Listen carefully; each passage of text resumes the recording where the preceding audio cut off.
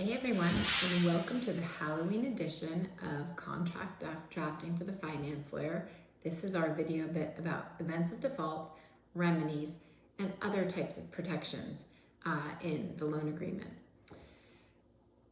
Where do we begin when somebody's behaving badly, when there's mischief in the world of contract?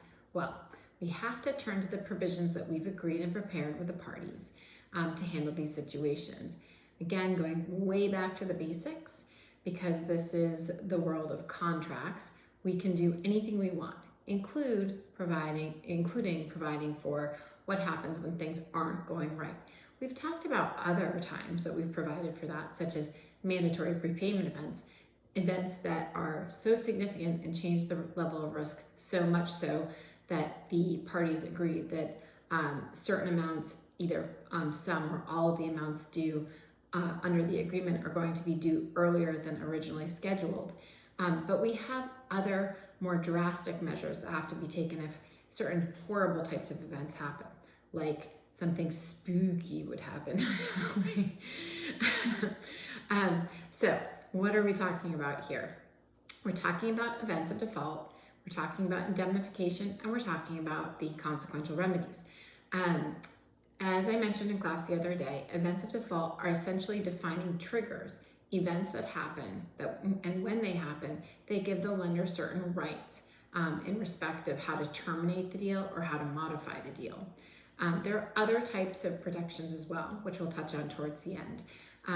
Once a trigger or an event of default has occurred, we've also proscribed the remedies that come along with those events of default, so the lenders can avail themselves of those remedies.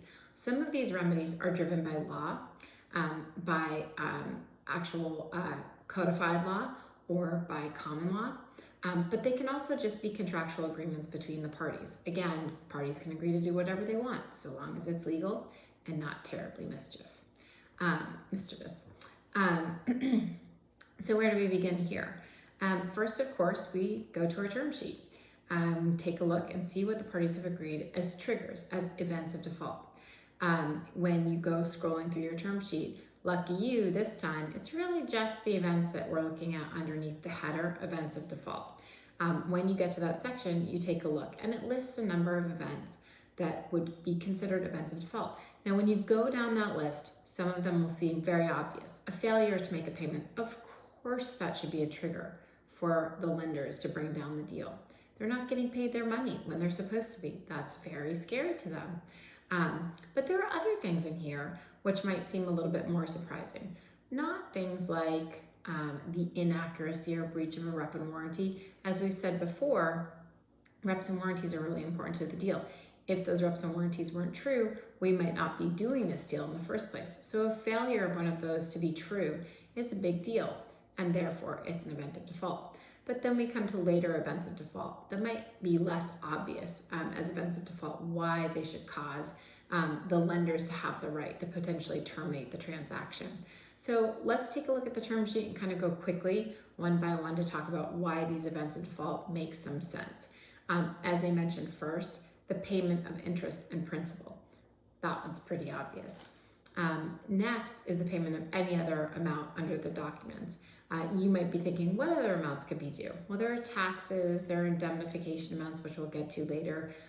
There might be other sorts of fees and expenses that need to be paid. And if those aren't paid in a timely manner, then that's an event of default. And again, it seems pretty obvious why that's the case. Failure to maintain the required insurance. Now, this one may be obvious as well. It goes back to, again, the level of risk we've agreed, and part of the level of risk we've agreed is supported by the fact that we have a secure transaction. We have a whole package of collateral supporting the transaction. As we've discussed before, if that collateral happens to go away, perhaps there's an event of loss in the case of aircraft. So the aircraft itself is damaged, perhaps damaged beyond repair, and therefore it really doesn't exist anymore, and it's not supporting our loan anymore. For that reason, we require that the borrower insure the aircraft, and we would also require that the insurance actually run to our benefit, because that's sort of our stuff. So the failure to maintain the required insurance is an event of default. It probably seems pretty obvious why. The inaccuracy or breach of a rep and warranty in any material respect. A few things on this. I mentioned before this one, but it probably does seem very obvious to you. Again, this all goes to our favorite topic of risk and how we keep the level of risk the same, or how we give someone rights if that level of risk has changed. And here the lenders are going to have a right if it turns out the reps and warranties aren't true, because those reps and warranties were one of the ways that they got comfortable entering into the transaction on the terms that they agreed to. So if one of those foundational facts was not actually true when they entered into the transaction or when they extended credit, then we have an event of default. The lenders can require that the borrower pay them back immediately or otherwise, based on what the remedies say. And I also want to point out that this says in any material respect. Remember, this is one of our ways of drafting in some controlled flexibility into the language, so it's no longer binary. It is not any rep and warranty not being true. It's any rep and warranty not being true in any material respect. So the question of what a material respect is going to be relevant. This qualifier does not need to be there. It is not always there, but it is often there, and it makes some sense to have it. It doesn't really make sense to give the lenders the right to bring down the transaction if a rep happens to not be true, but in some way that nobody really cares about, that has no substantive effect or has any meaningful harm on the transaction. So that's how you kind of come to the conclusion that it might be okay. Next, the event of bankruptcy or insolvency with respect to the borrower. This one probably seems pretty obvious. If the borrower goes into bankruptcy, we all have a big problem. We're not getting paid back, and certainly not in a timely manner. Material judgments against the borrower. This goes to the borrower's ability to pay. Again, how risky is this transaction? If there are large judgments against the borrower, then they're likely going to have some cash flow problems as a result of those large judgments. Once again, we're using the word material here. Often the way that this actually translates into a document is by setting a financial threshold so that you are looking at an actual number. It's not just material, which would be very difficult judgment to make in the context of an actual transaction when you're making the call on this type of thing, especially for the borrower. We normally will agree on a threshold. The threshold is going to be a credit decision, which means you take a look at the borrower, how much they make, what kind of an industry they're in, how much they could kind of withstand if they had judgments against them, and then you determine kind of what a reasonable threshold is. 1 million, 5 million, 20 million, more. But one thing to keep in mind is the drafting here can get a little bit tricky. Are we talking about a single judgment in that amount, or could it be multiple judgments that add up to that amount, that add up to that threshold? It's all going to depend on how you draft it, and how you draft it should be driven by what your actual concerns are. It may be that the borrower is subject to tons of lawsuits, and that's just part of their course of business in their industry, and it's not really a problem, and that if you added them all up, it'd be a lot, but they don't ever expect to lose any of them, or maybe not a very meaningful portion. Or it could be that you are concerned that they have a ton of little ones that all add up to a big number. So you just need to decide what's the real concern, what's the credit look like, and it will not be one size fits all. So each transaction you have to take a look at who the actual borrower is and how capable they are of withstanding judgments. Moving on, failure of any lien on the collateral to be perfected or valid. Again, this goes to sort of the same point on the insurance. If our collateral is not actually securing our transaction, then we have a very different transaction. The risk is much higher. That means the interest rate should go up and other things should change as well. The failure of the borrower to perform any covenant or condition under the facility. This one also probably seems very similar to the rep and warranty one and very obvious in the same way. The covenants were agreed in order to identify how the borrower should and has to behave so that the level of risk maintains the same from the date that they borrow to the date that they pay back. So if they fail to comply with their covenants, their promises to us, then it should be an event of default. Now, you might say to yourself, wait a second, we just talked about the failure to maintain insurance, and that's a covenant. Why are we mentioning them separately? It's totally a fair point. It's a good question. And the reason is because the insurance is such an important one to the lenders. Often we like to mention it separately to make it totally clear that that is a really significant point, and there will be no sort of negotiation around kind of making that one any less potent than a binary yes or no question. Any facility documentation is terminated or ceases to be effective.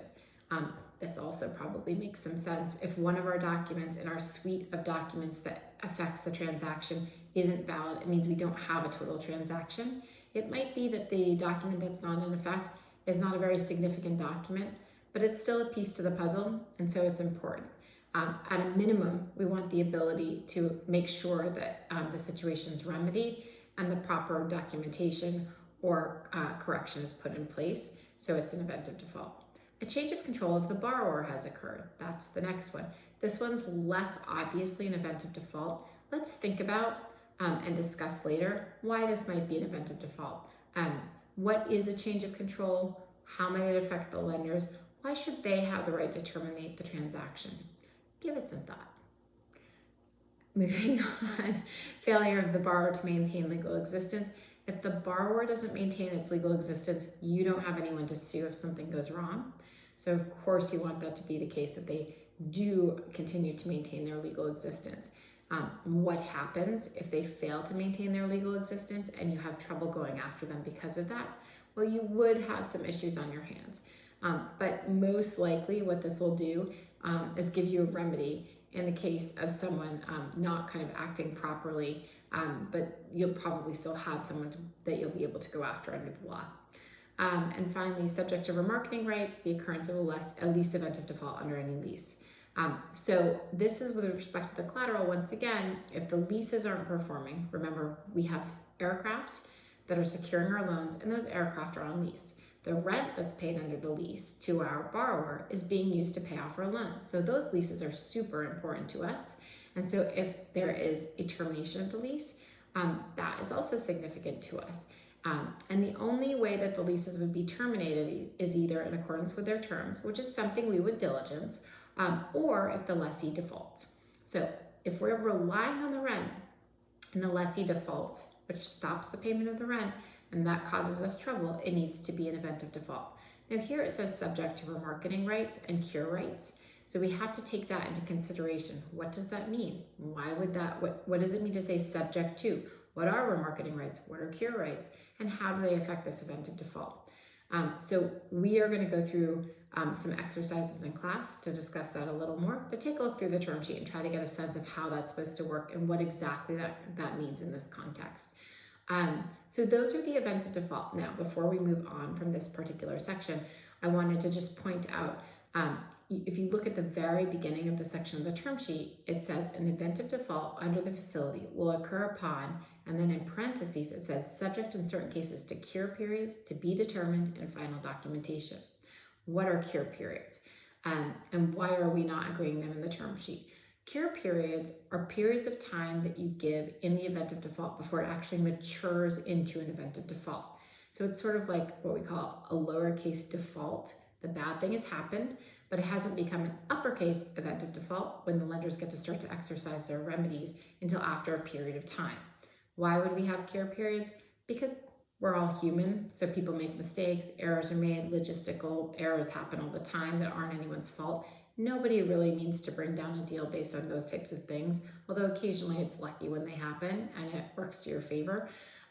But for instance, if someone fails to pay interest on time because the bank doesn't transfer the wire even though you told them to, or it gets caught up in sort of government checks, something like that, you were trying to pay, you were performing. It just didn't get to the lenders on time, so performance wasn't completed, but it was totally out of your control. For that reason, we usually give a couple of days grace on payments, like interest and principal. Likewise for covenants, you'll notice that there are certain covenants that are a little bit less important that they're complied with exactly on time. Now, you don't want someone relying on that and going and not complying with them on a regular basis, not on time, but you don't want to have the agreement come down the minute someone fails to comply with a covenant that's maybe a little bit less time sensitive, as long as they're getting it together quickly enough. So you'll agree some cure periods in those as well. For that reason, if you took a look at the precedents, you might have noticed that the cure periods with respect to covenants can be bifurcated or even trifurcated, where certain covenants have a much shorter cure period and other covenants have longer cure periods, and some even can have quite long ones, so long as you're actually trying to cure. And that takes into account the fact that it might take some real time to cure an event of default, and so long as you're really pursuing that, people are comfortable that it hasn't actually happened yet. So just keep that in mind as you're drafting. Now, how do you agree on the cure periods? Which events of default have cure periods and how long they are? It's really going to be market driven, what's acceptable in the marketplace, and then why. Why do they want it? How do they support it with sort of a reasonable rationale? And you're going to take that into consideration when agreeing these time periods. So for you as a younger attorney, you're going to look at the documents that you're using. You're going to look at other documents that your client and the other side are party to, see what they've agreed to in the past, get a sense of what seems reasonable to you, and then also, of course, the facts in your own transaction. So that's events of default. The other type of remedy we're going to talk about is indemnification, and that's also in the loan agreement. It's a little bit different, and we'll touch on it in a second when we get to the loan agreement.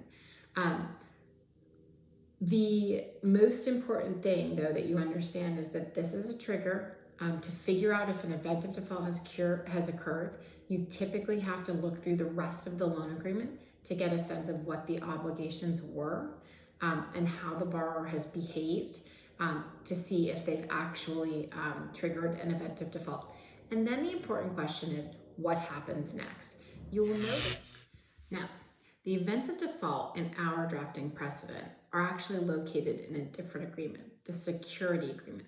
This is a little bit unusual from a documentation layout, but not unheard of, clearly. So you needed to look at both precedents that you have available to you to see where the events of default were, and then review those events of default. In the other precedent that you have available to you, you should have seen the events of default and been able to review those. We're going to spend some time in class going through exercises to figure out exactly how those things work and how we analyze them, and then how the drafting sort of matters. So in addition to the events of default in the practice loan agreement, which are located in Article 9, you also have another type of remedy available to you, which is called indemnification. Indemnification is a contractual remedy that parties can agree to. When you read through the indemnification provision, if you can read through it, because it's typically a very lengthy provision that goes on, it's like a single sentence or that might go on for like 2 pages. So it's somewhat difficult to parse. However, when you get through the indemnification provision, what you should have distilled is it's the borrower indemnifying or agreeing that it's going to cover the losses associated with certain things for the other parties to the agreement. Those things are things that wouldn't happen to the party but for this transaction.